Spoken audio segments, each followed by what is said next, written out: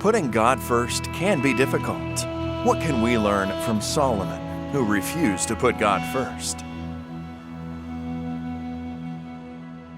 Everything started well for Solomon.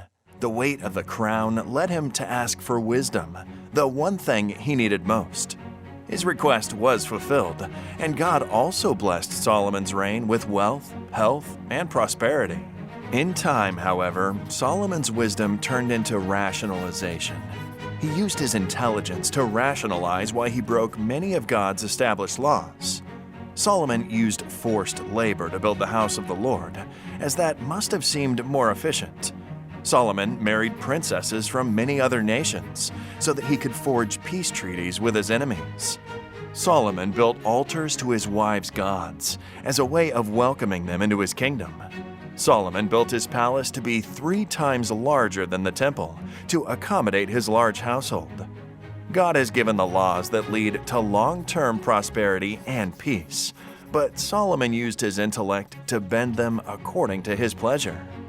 Solomon did not put God first, and Israel was divided into 2 kingdoms within months of his death. Today, highly intelligent people are still rationalizing the breaking of God's law and other of God's requirements, like tithing, for instance. Putting God first means taking His word seriously in all aspects and following it. The simplicity of a child following a loving parent's instructions is perhaps the best antidote to our own demise. God stands ready to open the doors to health, wealth, and prosperity to many of us, according to His plans for our lives. Sometimes God keeps a door shut because our faith and future would be compromised if we were to walk through it. God's faithfulness evokes our response as stewards.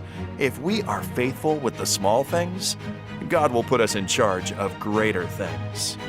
Solomon refused to put God first. The consequences were terrible for him and the people around him.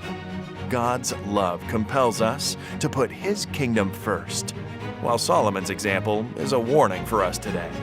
As we return our tithe and promise, we are challenged to put God first.